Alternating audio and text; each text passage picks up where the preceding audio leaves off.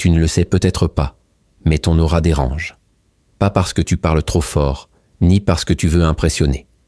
Ce qui dérange, c'est ton silence, ton calme, ce que tu dégages sans rien dire. Il y a des gens qui se sentent nerveux, en ta présence. D'autres qui s'éloignent sans savoir pourquoi. Certains même t'en veulent sans jamais te l'avoir dit. Ton énergie est plus forte que tu ne l'imagines. Et dans un monde qui vibre à la surface, ceux qui portent une lumière profonde deviennent vite des anomalies. Dans cette vidéo, je vais te dévoiler 10 signes que ton aura est trop puissante et que tu ne le sais même pas. Carl Jung l'avait compris. Ce que tu ignores de toi finit toujours par gouverner ta vie.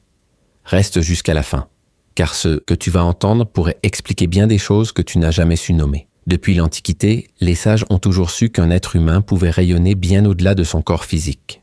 Les Égyptiens parlaient du Ka, une force invisible qui entourait l'individu et témoignait de sa puissance intérieure. En Inde, on l'appelait prana.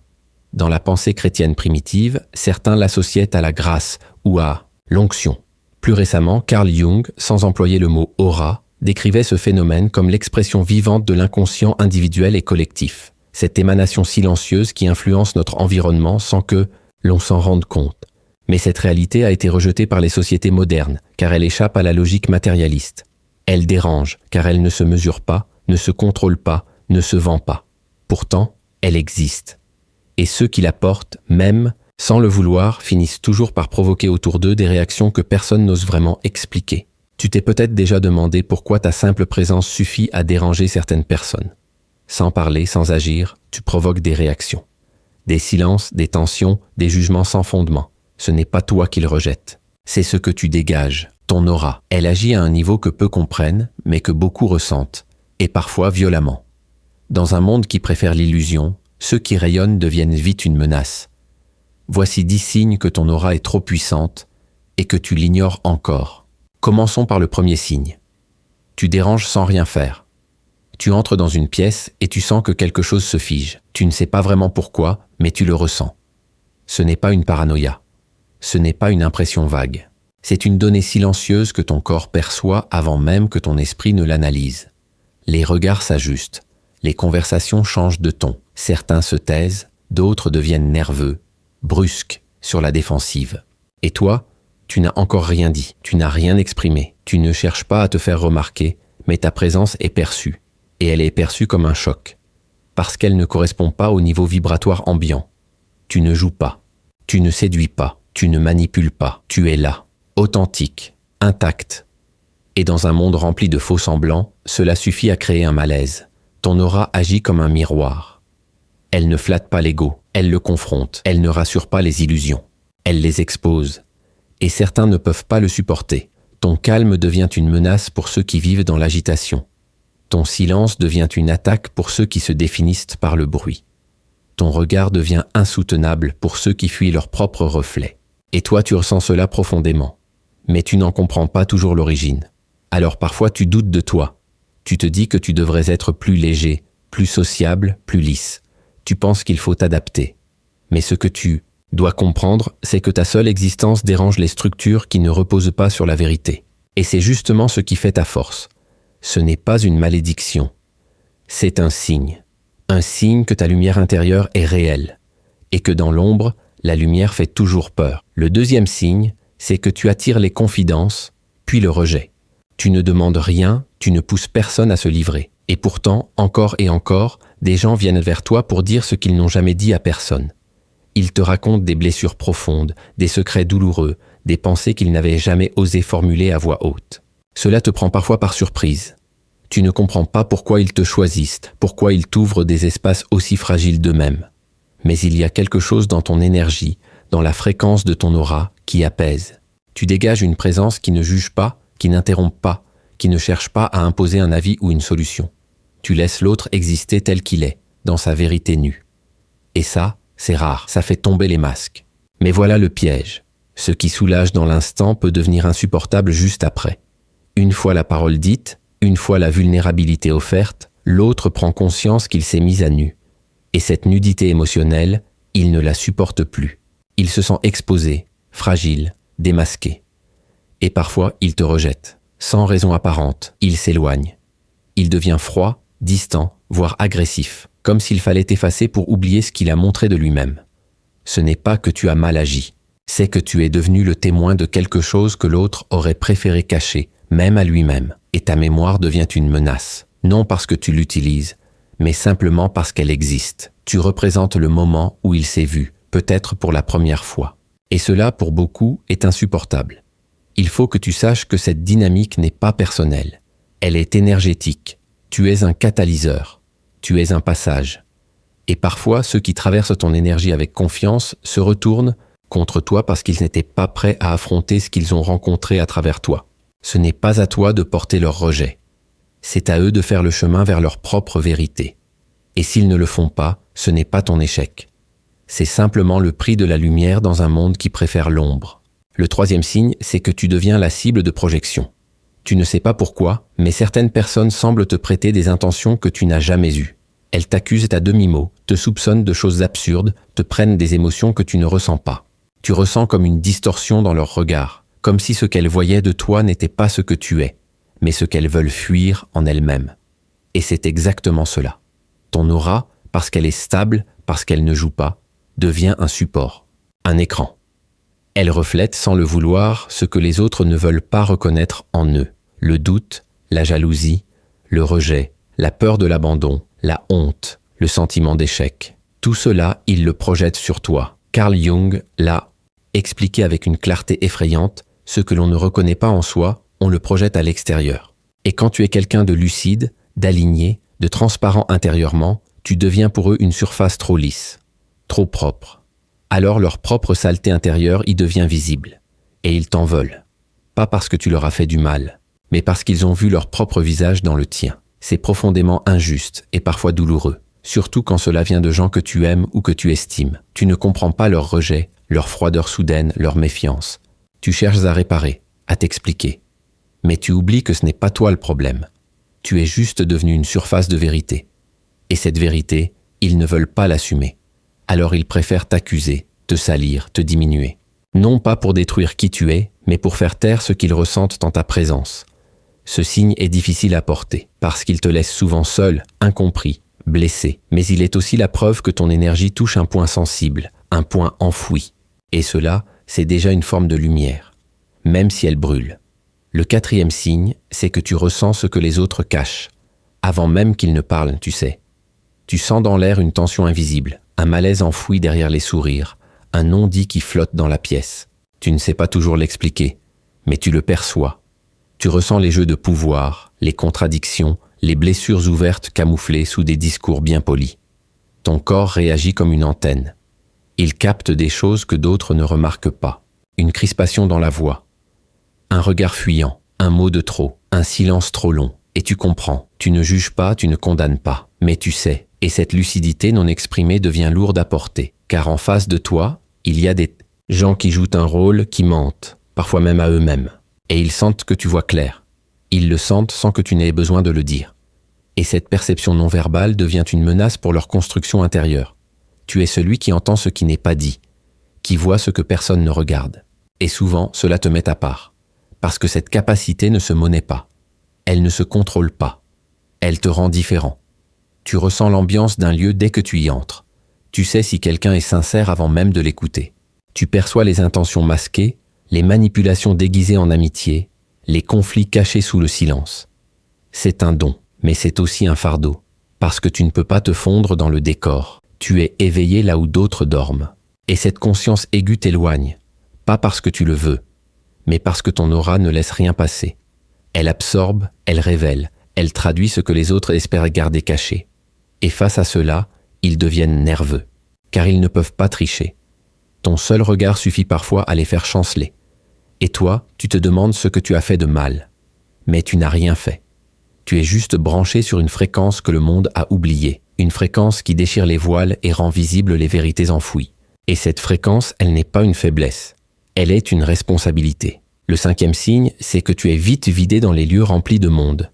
Il suffit que tu passes quelques heures dans une foule, dans une réunion agitée, dans une salle pleine de bavardage et de tension pour que tu te sentes épuisé. Pas fatigué physiquement, mais intérieurement vidé. Comme si ta lumière s'était consumée à force d'absorber ce que personne ne voit. Ton aura agit comme un filtre.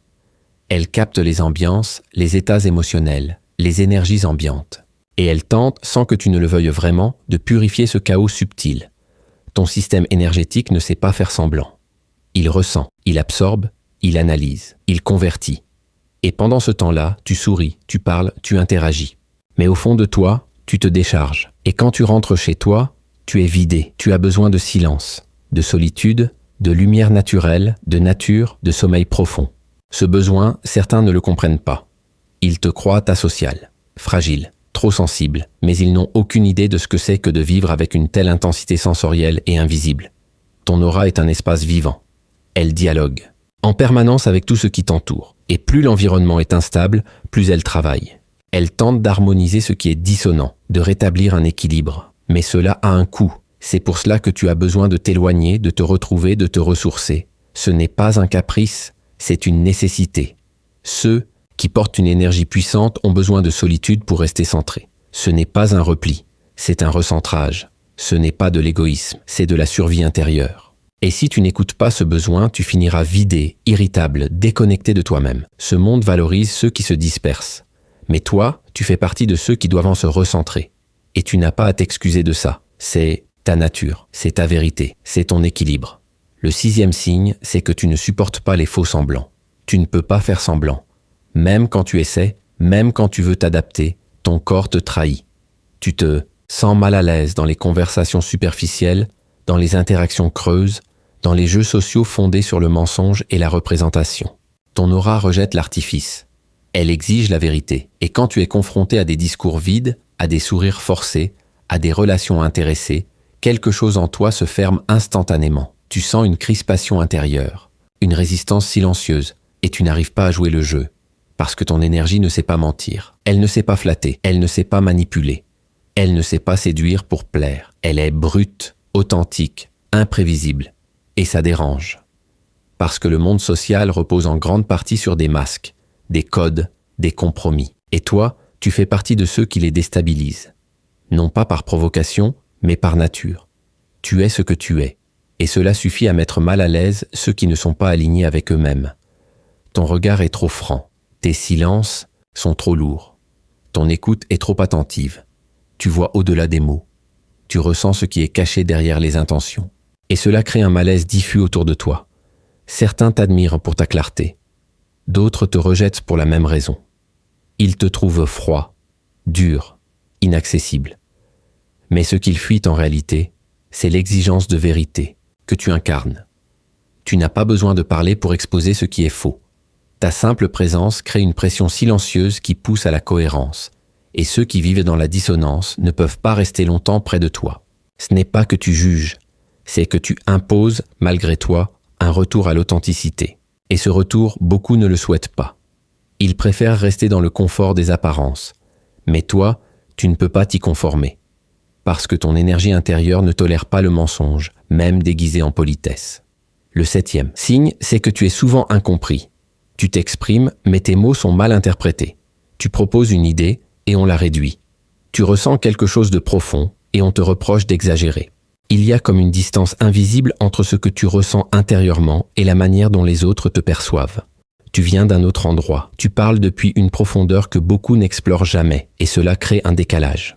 Tu n'es pas dans la surface des choses, tu es dans l'essence, tu ne cherches pas à impressionner. Tu veux comprendre, tu veux aller au fond, tu veux toucher ce qui est vrai, et autour de toi, le monde semble fonctionner à l'envers. Il valorise ce qui est léger, rapide, flatteur. Toi, tu viens avec du silence, de la densité, du sens. Et souvent, cela ne passe pas. Tu sens que tu déranges, que tu es trop, que tu ne rentres pas dans les cases. Et on te le fait sentir.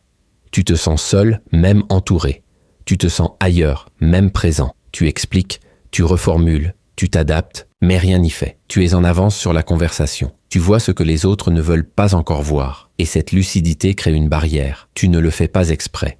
Mais tu vis à une profondeur que peu de gens osent rejoindre. Alors tu restes incompris. Pas parce que tu es compliqué, mais parce que tu parles un langage que beaucoup n'ont jamais appris. Le langage du cœur lucide, de la conscience éveillée, de l'ombre intégrée. Et ce langage ne fait pas consensus. Il isole, il rend étrange, il te place en marge. Mais il est aussi ta vérité. Tu n'as pas été fait pour briller dans la foule. Tu as été conçu pour illuminer des profondeurs que peu osent explorer. Et cette solitude, bien qu'inconfortable, est le prix d'une âme éveillée dans un monde endormi. Le 8e signe, c'est que tu transformes les autres sans le vouloir. Tu n'essaies pas de convaincre, tu ne cherches pas à enseigner, tu ne veux pas changer qui que ce soit. Tu es simplement toi. Et pourtant, ta présence agit comme un catalyseur. Il se passe quelque chose d'étrange avec ceux qui croisent ta route. Ils commencent à remettre en question leurs choix, à revoir leurs priorités, à quitter ce qui ne leur ressemble plus. Certains te remercient, d'autres t'en veulent, parce qu'ils t'associent à ce moment charnière où tout a commencé, à bouger dans leur vie. Ton aura déclenche des remous là où il y avait stagnation. Elle réveille, elle éclaire, elle soulève les vérités que l'autre n'était pas encore prêt à affronter. Tu n'as rien fait de spécial et pourtant tu deviens l'élément déclencheur. Et cela peut être lourd à porter, parce que tu n'es pas préparé à ce rôle. Tu es parfois rejeté pour avoir mis en lumière une incohérence. Tu es effacé de la vie de ceux que tu as aidés à s'élever. Tu es vu comme un trouble-fête, un intrus, un facteur de déséquilibre, alors qu'en réalité, tu n'as fait qu'incarner une vibration qui ne ment pas. Une présence qui dit, sans un mot, ce qui doit changer. Tu es un miroir puissant, et ce miroir dérange. Il pousse à l'action, il force le mouvement, il révèle l'urgence intérieure. Et ce pouvoir silencieux que tu portes, il ne te donne pas toujours de reconnaissance. Il te laisse souvent avec des questions, des blessures, des ruptures. Mais il faut que tu comprennes une chose, ce n'est pas contre toi, c'est la fonction de ton énergie. Elle bouscule, elle ne flatte pas, elle libère. Et la liberté fait peur, parce qu'elle exige la responsabilité. Ceux que tu as éveillés, même s'ils t'ont rejeté, reviendront un jour à ce que tu leur as transmis sans le vouloir. Et ce jour-là, ils comprendront que tu n'étais pas un danger. Tu étais juste trop vrai, trop tôt. Le 9e signe, c'est que tu fais peur sans raison apparente. Tu arrives quelque part, tu salues, tu es poli, tranquille, mais tu sens une crispation, une retenue, une distance soudaine. Tu perçois que certaines personnes deviennent nerveuses, froides ou même hostiles sans que tu ne comprennes pourquoi. Tu n'as rien fait de mal, tu n'as pas élevé la voix, tu n'as pas provoqué. Et pourtant, ta seule présence suffit à réveiller une forme de peur, de rejet ou de soupçon. C'est que ton aura sans bruit impose une intensité que d'autres ne savent pas accueillir. Elle expose des vérités, même en silence. Elle fait trembler les façades. Elle fait vibrer ce qui est figé. Et pour ceux qui vivent en déséquilibre intérieur, ce simple contact avec une énergie stable devient insupportable. Tu n'as pas besoin de parler pour être perçu comme une menace. Ta lumière dérange parce qu'elle éclaire ce que les autres préfèrent garder dans l'ombre. Elle rappelle une autre manière de vivre, une autre manière d'être, plus alignée, plus lucide, plus libre. Et cette liberté dérange ceux qui sont enchaînés à leur propre illusion. Alors, ils te diabolisent. Ils inventent des raisons de t'éviter. Ils se persuadent que tu es étrange, dangereux, manipulateur ou trop intense. Ils créent des barrières pour ne pas sentir ce que tu leur fais ressentir. Parce que dans le fond, ce qu'ils craignent, ce n'est pas toi. C'est ce qu'ils deviennent à ton contact. Ils ne peuvent plus tricher. Leur masque devient trop lourd. Leur rôle s'effrite. Leur défense tombe. Et cela les terrorise. Tu leur fais peur sans le vouloir. Parce que tu représentes une brèche dans leur construction mentale. Une faille dans le décor. Une lumière dans la mise en scène. Et cette peur est souvent irrationnelle. Elle vient de leur inconscient. Elle vient de loin. Mais toi, tu l'absorbes. Tu la portes. Et parfois, tu crois que c'est ta faute. Mais ce n'est pas ta faute. C'est la preuve que ton énergie travaille à un niveau que la conscience ordinaire ne contrôle pas. Et que cette vibration, même silencieuse, agit. Le 10e signe, c'est que tu sais des choses que tu n'as jamais apprises. Tu n'as pas étudié certains sujets, tu n'as pas lu certains livres, tu n'as pas suivi certaines formations. Et pourtant, tu comprends, tu captes, tu ressens. Tu arrives à formuler des vérités que d'autres ne comprennent pas, même avec des années de théorie. Tu sembles deviner les mouvements intérieurs des gens, leurs peurs, leurs blocages, leurs besoins profonds. Tu poses les bonnes questions sans savoir d'où elles te viennent. Tu as des intuitions précises, des visions claires, des ressentis inexplicables. Et souvent, tu gardes tout cela pour toi, parce que tu sais que ce n'est pas rationnel, et que cela dérange. Ton aura est connectée à quelque chose de plus grand que toi. Elle capte des données, des fréquences, des informations qui échappent à l'intellect. Carl Jung parlait de l'inconscient collectif, cette mémoire partagée entre les êtres humains, où dorment des archétypes, des vérités anciennes, des sagesses oubliées. Ton énergie plonge dans cet espace. Elle en remonte des éclats, des éclairs, des messages. Et toi, tu les portes. Tu ne sais pas toujours quoi en faire. Tu te sens parfois trop chargé, trop différent, trop étrange même. Tu remets en question ta propre perception. Mais cette perception est réelle. Elle est juste plus large que la norme. Elle dépasse les limites du visible. Elle est liée à une sagesse qui te traverse sans passer par le mental. Et c'est cela qui dérange, parce que tu sais, sans preuve, sans logique, sans structure académique. Et dans une société, fondée sur la vérification, sur le diplôme, sur l'autorité extérieure, ce type de connaissance est perçu comme une menace.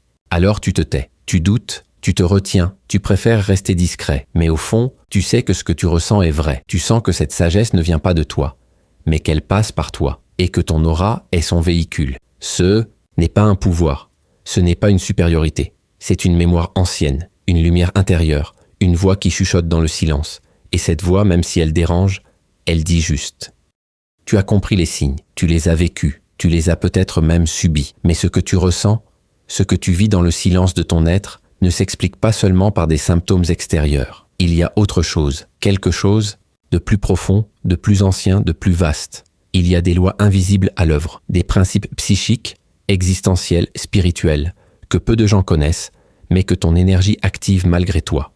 Si tu déranges, ce n'est pas seulement à cause de ce que tu fais, c'est à cause de ce que tu es. Et cette présence, cette aura, entre en conflit avec des mécanismes souterrains que la plupart des gens ignorent. Aujourd'hui, on ne va pas t'apprendre à éteindre ce que tu es. On va te montrer pourquoi tu déranges. Et pourquoi ce dérangement est une preuve silencieuse que tu vis sur un autre plan.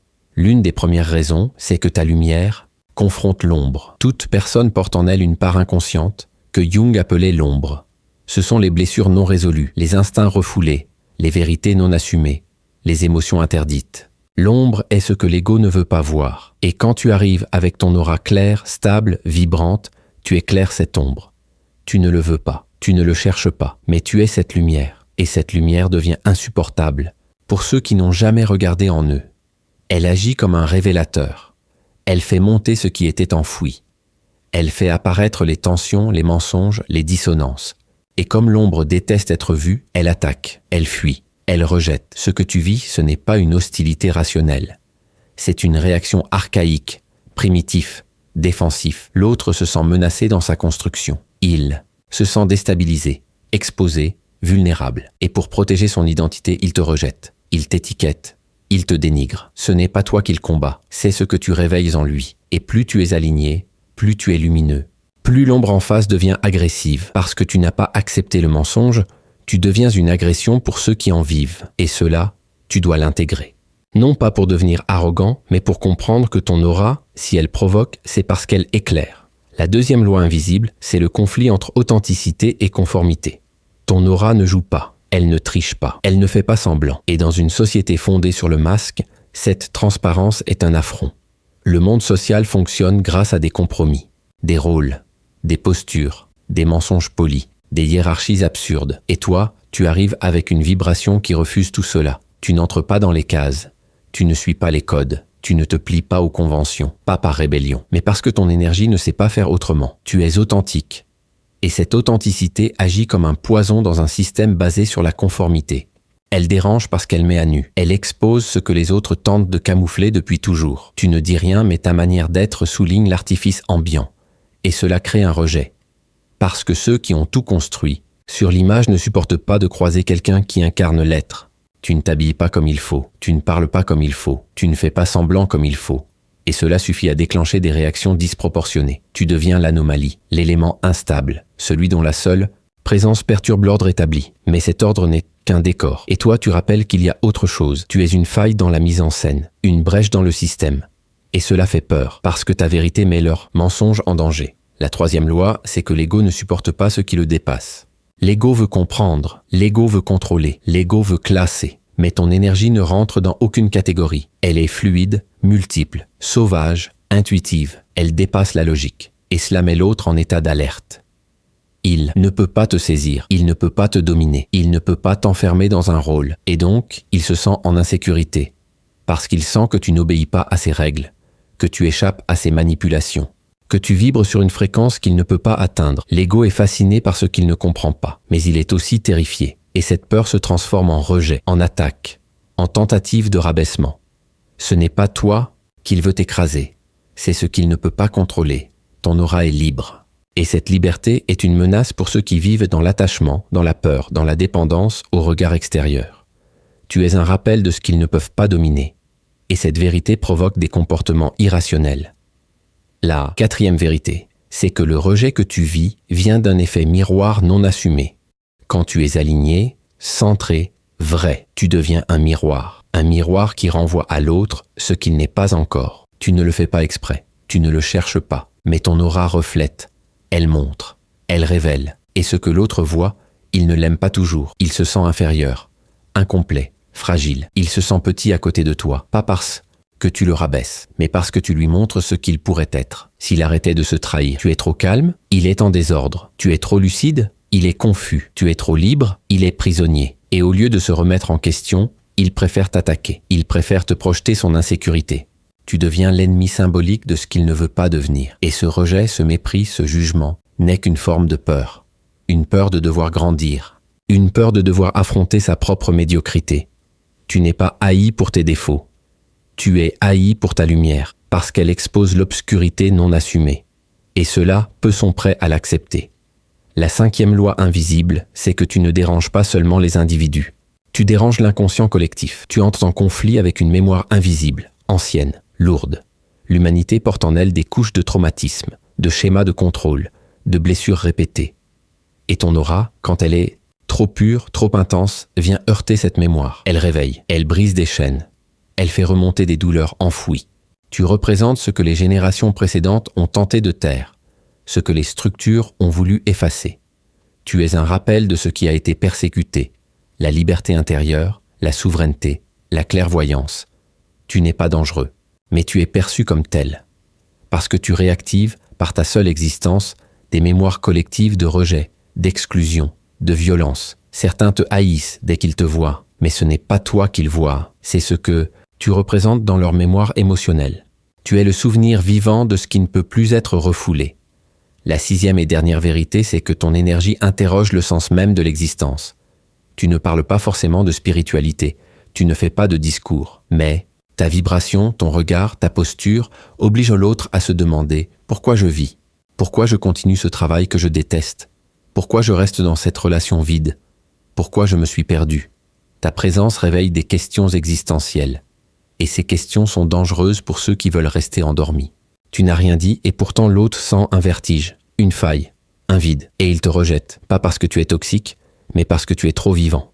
Parce que tu rappelles que l'âme existe, que le mensonge a un prix, que la vérité finit toujours par frapper à la porte. Et cette simple présence suffit à bouleverser des équilibres construits sur le déni. Ce que tu vis n'est donc pas une anomalie, c'est une conséquence. Tu portes une énergie rare, une fréquence stable dans un monde instable. Et cette stabilité intérieure, cette densité silencieuse, crée des remous. Tu n'as pas besoin de te justifier, tu n'as pas besoin de te défendre. Tu dois comprendre et transformer, car maintenant ce qui t'est demandé, ce n'est plus de fuir cette lumière, c'est de l'assumer. Tu sais maintenant ce que ton aura provoque.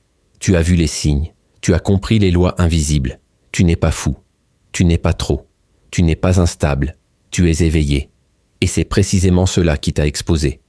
Maintenant, il faut aller plus loin, car savoir ne suffit pas. Ce que tu vis, tu dois l'habiter. Tu dois le comprendre de l'intérieur, le canaliser, le transformer. Ce n'est pas à toi de te tordre pour que les autres se sentent à l'aise. C'est à toi d'habiter pleinement ce que tu portes, pour en faire une force, une puissance paisible, une conscience rayonnante. Voici comment. La première chose que tu dois comprendre, c'est que tu n'as pas à te justifier d'être ce que tu es. C'est fini. Tu n'as plus à expliquer ton calme, ton regard, ta façon d'être. Tu n'as pas à te suradapter, ni à te rabaisser. Tu n'es pas responsable de ce que les autres ressentent en ta présence. Leur malaise, leur rejet, leur agacement. Ce n'est pas à toi d'en porter le poids. Tu ne peux pas te rendre plus petit pour qu'ils se sentent plus grands. Tu ne peux pas éteindre ta lumière pour qu'ils se sentent moins dans l'ombre. Tu dois apprendre à laisser les autres avec leurs projections et rester centré. Aligne-toi avec ce que tu sais de toi. Ne cherche plus la validation. N'attends plus qu'on te comprenne. Vise la cohérence intérieure, pas l'approbation extérieure. Ta paix vient de là. Ensuite, tu dois faire de ta sensibilité une intelligence. Ton aura capte tout. Elle ressent ce que les autres taisent. Elle devine ce qui se trame sous la surface. Et parfois, cela t'épuise. Mais si tu ne sais pas canaliser cette énergie, elle te consume.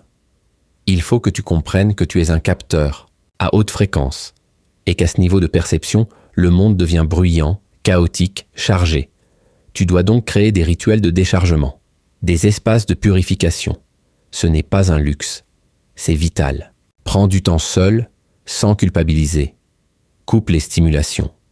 Marche dans la nature. Respire profondément, lentement, longuement. Reconnecte-toi au silence. Et surtout, écoute ton corps. S'il te dit stop, arrête. S'il te dit de partir, pars. Tu n'as pas besoin d'une raison logique pour te préserver. Ta sensibilité est une boussole. Elle sait avant ton mental. Honore-la. Tu dois aussi comprendre que tu ne peux pas vivre comme tout le monde. Tu n'as pas été conçu pour les rythmes artificiels, les relations creuses, les environnements pollués. Et ce n'est pas de l'élitisme. C'est de l'honnêteté. Ton système énergétique a besoin de clarté, d'harmonie, de lenteur. Tu ne peux pas te forcer à fonctionner dans des cadres qui t'asphyxient. Ce n'est pas une faiblesse. C'est un appel à créer ton propre espace. Choisis avec soin ce que tu regardes, ce que tu écoutes, avec qui tu échanges. Tu ne peux plus te permettre de te nourrir de ce qui t'empoisonne. Et si tu sens que certaines personnes te vident, éloigne-toi, même si tu les aimes, même si tu culpabilises, même si elles ne comprennent pas. Ce n'est pas à toi de porter leur résistance. Tu dois faire le tri, non par rejet, mais par fidélité à toi-même. Ton chemin ne sera jamais grand public. Tu n'as pas été appelé pour marcher là où tout le monde passe. Ton énergie est celle d'un éclaireur, d'un révélateur, d'un être qui dérange parce qu'il réveille. Et cela implique la solitude, pas l'isolement. La solitude, la vraie, celle qui te permet de t'écouter, de te comprendre, de te reconstruire de l'intérieur. C'est dans cette solitude que tu vas entendre ta propre voix, pas celle des autres, pas celle des attentes, pas celle des rôles, la tienne. Et elle te dira ce que tu dois faire, même si cela dérange, même si cela semble fou, même si cela ne rentre dans aucun plan, parce qu'à ce niveau-là, tu ne suis plus le monde, tu suis ton âme. Et puis il y a la blessure, celle que tu portes depuis l'enfance, celle d'être trop, d'être différent, d'être incompris. Cette blessure-là, tu ne peux pas la fuir, tu dois la traverser, parce qu'elle contient un trésor. C'est à travers elle que tu vas apprendre la compassion, pour toi, pour les autres, pour ceux qui t'ont rejeté, trahi, abandonné. Tu ne dois pas devenir amer, tu ne dois pas laisser la colère prendre le pouvoir. Ce que tu as vécu t'a préparé à porter une conscience plus grande, à ressentir pour mieux guider, à tomber pour mieux comprendre. Et c'est cela le chemin. Tu n'es pas là pour te venger. Tu es là pour transformer, pas pour t'éteindre, mais pour briller sans arrogance. Tu n'as pas besoin de dominer pour exister. Tu as juste à être profondément toi. Apprends à poser des limites sacrées. Ne laisse plus n'importe qui entrer dans ton espace intérieur. Tu n'es pas un refuge ouvert à tous. Tu n'es pas un hôpital émotionnel. Tu es un sanctuaire. Et ce sanctuaire doit être protégé. Tu peux aimer les gens sans te sacrifier. Pour eux. Tu peux aider sans te perdre. Tu peux accueillir sans t'effondrer. Il faut que tu comprennes une chose essentielle. Tu n'as pas à te laisser détruire pour prouver que tu es bon. Ta bonté n'a pas besoin de martyr. Elle a besoin d'ancrage, de solidité, de vérité. Tu ne peux pas guérir les autres si tu saignes. Tu ne peux pas élever les autres si tu t'effondres. Alors protège-toi, pose des limites et tiens-les, même si cela déplaît, même si cela choque, même si cela déçoit. Reconnecte-toi à ton intuition. Elle ne te parle pas fort, elle ne crie pas, elle murmure, mais elle sait. Elle te dit ce que tu dois fuir, ce que tu dois embrasser, ce que tu dois attendre, ce que tu dois quitter. Et chaque fois que tu l'as suivie, elle t'a conduit vers plus de clarté. Chaque fois que tu l'as ignorée, tu t'es perdu. Ton intuition est ton autorité intérieure.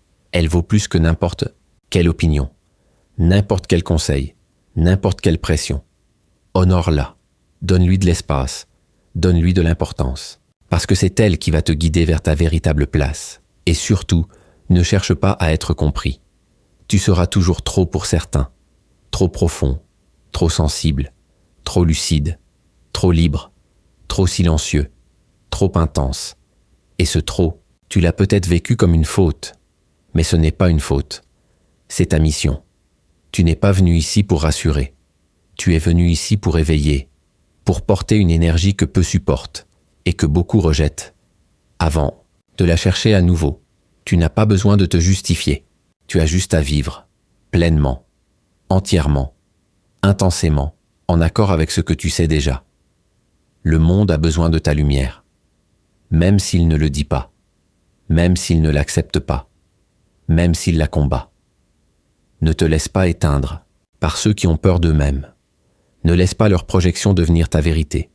Ne laisse pas leur regard définir ton essence. Tu es plus que leurs opinions. Tu es plus que leur jugement. Tu es plus que leur inconscience. Tu es une présence, une vibration, une conscience, et tu es venu pour la vivre. Tu n'as pas choisi ton aura. Elle s'est forgée lentement à travers ce que tu as traversé sans témoin, sans explication. Elle s'est construite dans les nuits où tu n'avais que ton silence comme refuge. Elle est née de tes douleurs, les plus profondes, de ton refus de trahir qui tu étais, même quand cela te coupait des autres. Tu as longtemps cru que c'était une faiblesse. Tu t'es même excusé d'être trop sensible, trop intense, trop profond, trop lucide. Tu as essayé de te fondre dans la masse, d'atténuer ta lumière, de t'ignorer toi-même pour qu'on t'accepte enfin. Mais rien n'y a fait, parce que ce que tu es ne se camoufle pas. Ce que tu dégages ne se contrôle pas. Et aujourd'hui tu le sais, ce n'était pas toi le problème, c'était ce que tu réveillais. Ce que tu révélais sans le vouloir. Ce que ton énergie imposait sans parole. Alors ne te renie plus. N'étouffe plus ce que tu ressens.